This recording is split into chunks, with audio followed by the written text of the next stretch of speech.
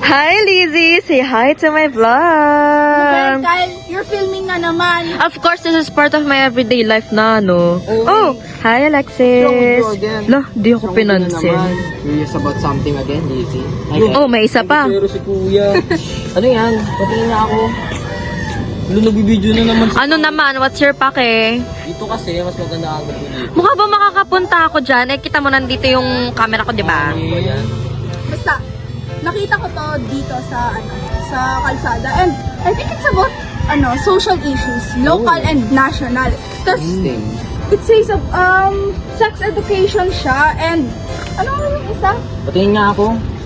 Can I see din? Can I see din? Saan? Grabe yung pagkakrampol ng ano na yan, ah. Ng dyaryo na yan, ah. Health services ng mga taga-Embo. Nung nagkaroon ng territorial dispute sa Makati tsaka sa Taguig, ayun, nakalagay. Ako! La, may papansin! May papansin! Saan ka nanggaling? Duwende ka ba? Student, dapat laging updated sa mga issues, no?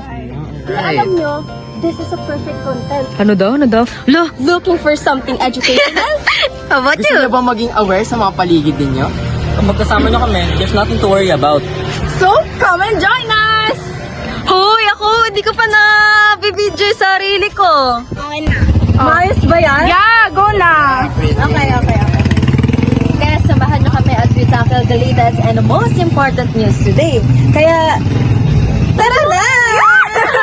Ay, wait lang! Ano? Yung camera wala pa.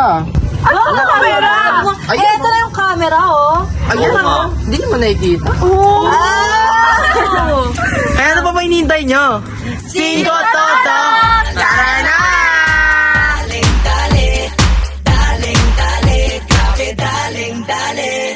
Uy, sino siya? Ang lakas ng dating, ang lakas ng dating, ang lakas ng ganyan. Uy, sino siya? Pag nakitang gumiling talagang manggigigil ka. Para abang dalin mo, galaw na gusto ko. Sige, igiling, wag hihinto. Dalin mo sa'yo. Hi guys! So, since we're gonna have our mukbang for today, lulutuan na namin yung pancit canton! Yeah, let's go.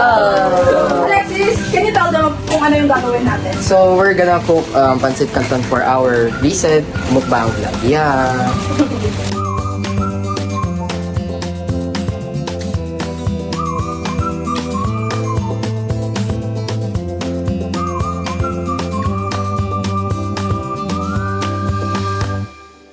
Na, Yes!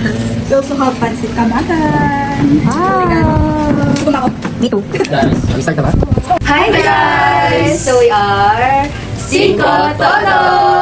So for today's content is magmumukbang lang kami ng Pancit Canton and Pancit Habhab.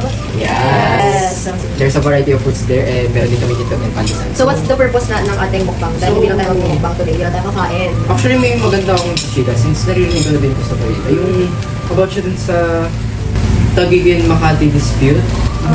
Yung kay ni... Yung What's in this paper? Yung parang lang sa newspaper.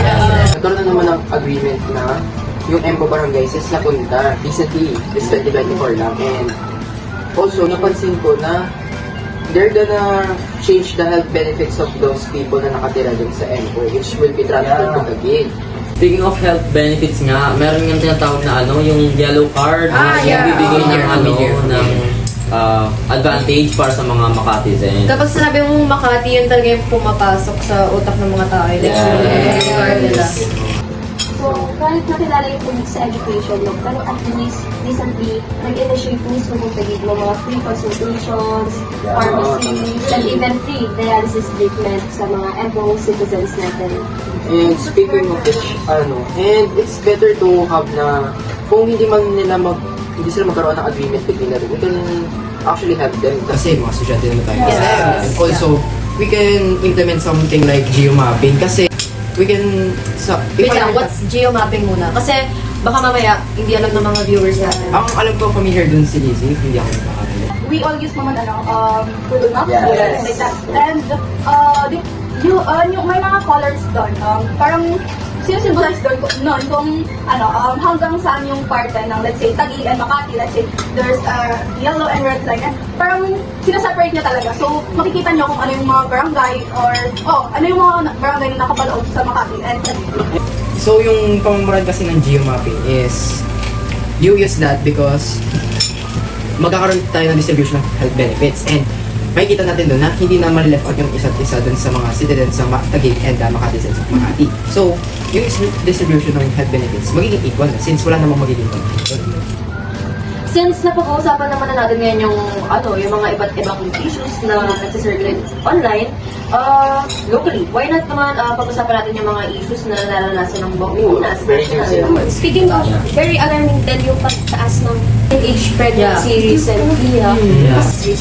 Talaga? Kasi like parang every year na yung na-encounter ng bansa natin. It's never been solved talaga. Yeah, pero actually, according to PSA, there is a 35% increase yung mga nagbubuntis ng mga teenage. No? Ibig sabihin, compare sa mga nagdaang taon, mas talaga Mas mataas ngayon. Yes. That's why it's very important na ma-integrate talaga yung CSE o comprehensive sexuality education, especially sa schools, para ma-prevent itong problem na pinakaharap ng Pilipinas. One way may naisip din ako na implement yung pag-implement nila ng VR. Siguro yung paglalagay nila dun sa mga programs sa mga kunwari sa malls or even para magkakaroon sila ng advocacy system. STEM related. Kasi nga, we're implementing technology within it, so why not take advantage of that? Technological devices. 21st century na tayo.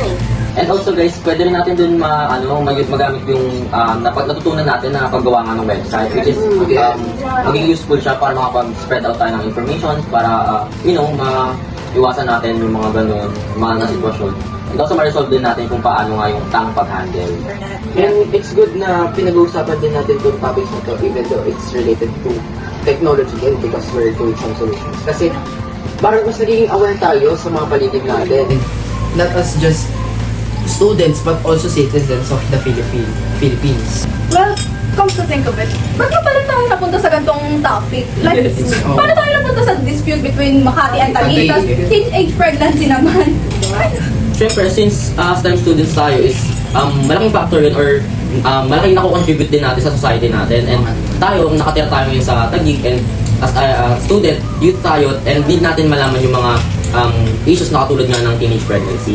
Nagiging socially aware tayo. And also, dahil STEM students nga naman tayo, we know that STEM is a big factor din sa pagbabago ng in the field of resolving things. So, etong pagiging STEM din natin, we are sharing our ideas because nakikita natin kung paano masasolve yung mga problems na yun, yung mga issues na yun, through that using our strand or STEM as a solution to those problems.